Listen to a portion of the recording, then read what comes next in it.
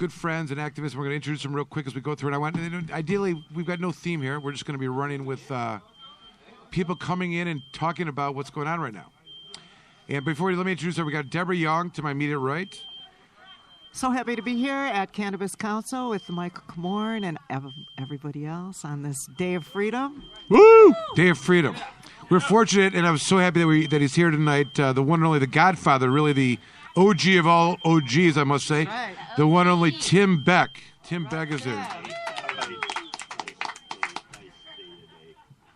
Thank you. I see Uncle Jesse's here. He's running the camera over there. And got my dear friend Jeffrey Frazier from Camorn Law in the Galapagos. Buenas noches a todo el mundo y comandante, felicitaciones.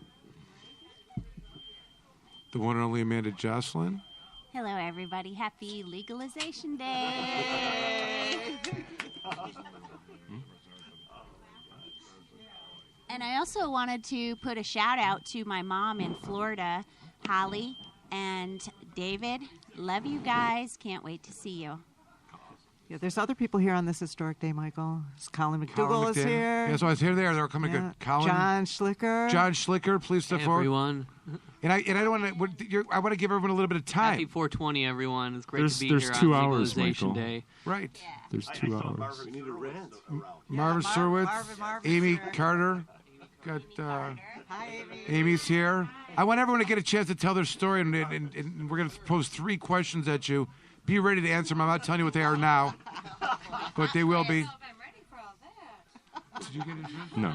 Jim Powers is not introduced yet. He's the one that was able to take this on the road, so he gets all the credit. No, it was actually Tommy. Tommy? Oh, I'm sorry. Yeah, it was Tommy. But good evening, everybody. It's great to be here on this Legalization Thursday. And as usual, I'd just like to say, fuck Bill Schuette. Yes, fuck Bill Schuette. Where do you think he's slithered Who off is Bill to? Schuette? He's been deleted from the archives. Does he have any? Is he? I'm sure. Tommy Two-Tone over there's got to get some credit. He put this whole thing together, organized it. I was trying to give credit to Jim, mistakenly. I won't do that anymore. Trust me. All right, so we got some questions. People are going to talk. We're going to, I think we should start probably with Tim. Are you ready, Tim? We're going to start with you. The first question, of course, is. Do you think anyone's still going to smoke marijuana anymore now that it's legal and not fun? Just kidding. No. What do you think the impact's going to be of this historic event today, which you were the one solely responsible for? What do you think, Tim? What's going to happen from here? Is his mic on? Yeah. Tim, you got to lean into the mic. Oh, no, we have a problem. Hold on, wait. Technical difficulties. Hold, please. Teamwork makes the dream work. All right, there we go. We know this. Sorry, we're going remote, so things are going to be a little hokey for a minute, but we got it now, Tim. Tim is live. Okay. Well, I'm not sure. If you could repeat the questions briefly, It's a side effect. No worries. Yeah, there's a lot of smoke. Legalization happened today. Yeah. First of all, what is your? How are you feeling right now? You happy? Sad? You feel unclimactic? Anticlimactic? What are your thoughts in this historic day? This is the best day of my life, really, that I can think of, to be honest with you. I've been trying not to embrace that, but I have to, and maybe I deserve it, given what's happened in the past. So, this is big, and to be with you folks, too. I mean, you guys are real solid, dependable, hardcore activists. You played a big role. Michael, every one of you have done big things. So, I'm just saying, it's good to be around in a group like this, hanging. Yeah, this is a dream come true. It's beautiful. Right. It is nice, and someone mentioned this. It is not an easy task. Like we're only the 10th state, was it?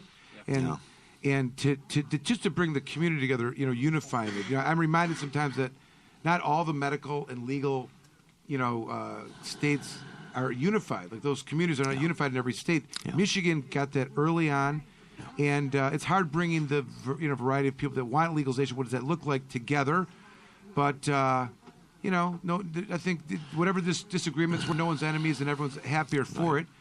What do you think is going to happen now? You think it's going to be honored in its implementation? Do you think we're going to be having pushback? The lame duck, are they going to get their way?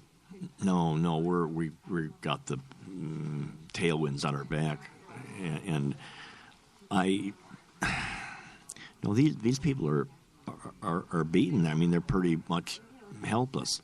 We've got all the legal changes we need, to deal with them, and we've got a new attorney general and a new governor that's our friends, not like the other way around. Excuse me, Schuette was not our friend, okay? And Snyder was not, he was indifferent. He was not an active enemy. But he was not here to help us. We had to figure it out ourselves. And now we get a new administration coming in, Dana Nessel and Gretchen Whitmer. This is a big deal. Very exciting. And the community rallied around that one, too. That was a big deal. I mean, we've really been, we've learned for a long time to just kind of, to some degree, put it aside, forget the egos, just do it. Just do it. And this is what we've done. This is so cool. This is a beautiful thing.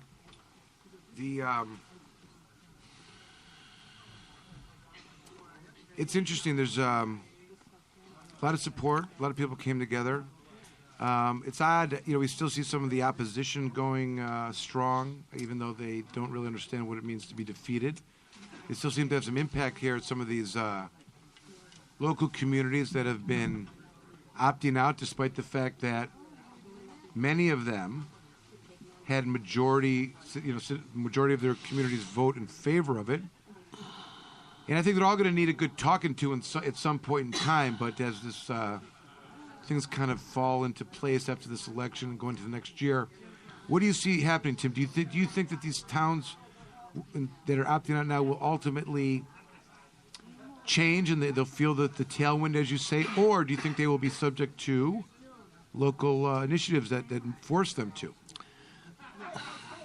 It can be any one of a number of things. And I think, again, I don't really see a crisis in Michigan because basically Detroit, Lansing, Kalamazoo, Grand Rapids, there's a place in the UP, a number of places, Mount Pleasant. I mean, they're right out there. Right. This is home free. You need your needs met, you just come to our place. And these are bigger cities. This is why bigger cities get bigger to some degree, and smaller communities get smaller, perhaps. But I don't see a crisis, and in fact, may even be a good thing. Maybe a peaceful way, I think the new administration, if there's anything to, I know that they're aware of the quagmire that the state's gone through in issuing licenses. I think it's on their top of their list to address. Mm-hmm. And, there's that disparity of the Prop 1, which does not specify a board. Puts the responsibility in Lara. That's right. So, one of the things that is potentially is they may want to synchronize that in some way, which could be not necessarily getting a board for this Prop 1, but getting rid of the MMFLA board and synchronize it through Lara, which I remember Shelley Egerton speaking at some point. Their bragging points are, we provide licenses to people. That's what we do. We are LARA, Licensing and Regulatory Affairs. We give out licenses. We give $1 million plus a year, and we manage them, and we are good at it, and we got a process. The board has been derelict and neglectful and capricious, but it's caused a quagmire. I think we're optimistic that the new administration is going to. Well, that's what happens normally with politically appointed boards like that. It degenerates into sometimes the lowest common denominator, or it's barely functional, and sometimes it gets ahead a little bit. But this is, it needs to, be changed. And I think, again, what could happen is that these appointees, their terms will expire, and then there will be no reappointments. That's one solution to that problem, and then it'll fall into Lara's hands as our initiative orders or says it's supposed to be done that way. So we got a lot going for us. There's still a lot of work to do. I think, we all agree with that. It's like just the beginning because there's still the political pushback. Just the idea that the lame duck session would contemplate. Isn't that kind of, I guess that's the way politics is. Nothing really surprises you and you shouldn't Tim, right? I mean, it's a shocker even for Machiavelli, right? Yeah. You know? Yeah. Well, it seems a little abnormal to me. That's although what if I'm you're going back, maybe to the 19th century or some other back in time, but this is not. This is a little right. I mean, unprecedented. Right. We come to not like to be shocked by anything the legislature would do. Lame duck is designed for that. The idea that they're legislating in the dark, but this, days after, they're going to gut. It's really out there. What's out there to me from my own studies is to try to overturn the election results like that in a kind of whacked out legislative session. That's not normal. That's never been done before. It's pushing the envelope. Well, they did and that's dangerous in my opinion. They did do it with emergency manager. Well, yeah. I mean, I guess so it's not unheard of, but it's unusual. Yeah. And it's certainly dastardly. Yeah. Well, you've promised us that they will not have the votes. Mikov's got some. No, I don't believe he does at all. I don't think he even has the darn votes in the Senate. Anytime Rick Jones says, wait a minute, I mean, right. Well, I think people should be able to do that as long as they're not selling it. No, hold on. It's not helpful to your cause, Mikov. That's what Rick Jones said. The former sheriff saying you're wrong. Wow. Yeah. I didn't pick that. I know you said, like after that article came out, that was your thing. Like, wait, what did Rick Jones say? Because that's all that matters. Like that's how it goes. And if he's saying it, like he's the voice of. Well, like he is. That's a way of saying no to the idea. Right. In 2008 or 2010, someone told me no law gets passed without Rick Jones' approval. Right. Well, it's pretty much true. There's some truth to that. I mean, he generally, he does kind of pick his battles a little bit. He doesn't take everything, on. But when he does, he's serious. He's about as real as it gets, and he can be a friend. Listen. Now let's talk about the Tim Beck strategy of what just took place. Okay, there was a time in 2008, 2010 where people were just going sick at Rick Jones. Right? They hated him. He was like the devil, the worst. Yeah. You're like he's tempered. Yeah. He's tempered, and here he'd be like stepping up in the bottom of the ninth. I don't know. That's kind of crazy. Well, politics, I decided I'd try to get to know the guy. I get it. Well, like there's no enemies in politics, right?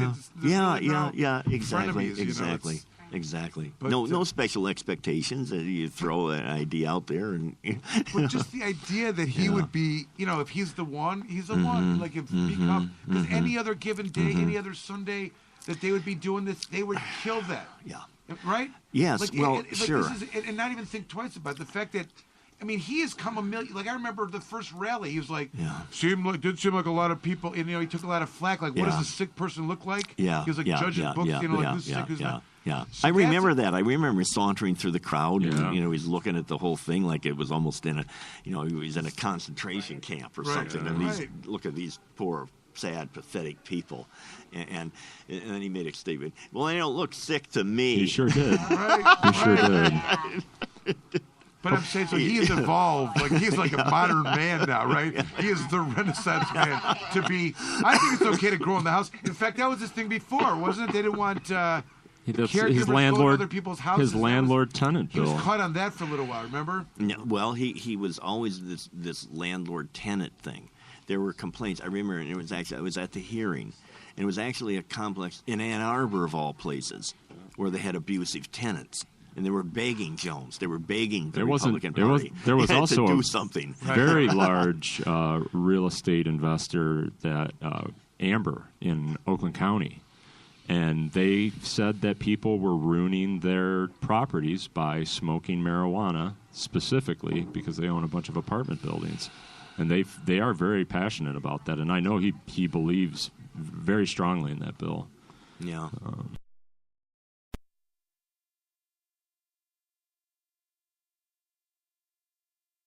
They could outlaw. Well, it was even in our Yeah. initiative. It's in there. Right. It's enshrined Sure. in there. It's a tempered. Yeah. Well, measure. but it's a safety. You kind of understand it with these people, and again, you don't get on their bad side. You kind of needle them a little bit if you get the chance, and beyond that, things will just have a way of taking their course, and then there's a chance to make a move or to do something based on changing circumstances, and then, do something. That's what we've done in the past. Was And he the guy that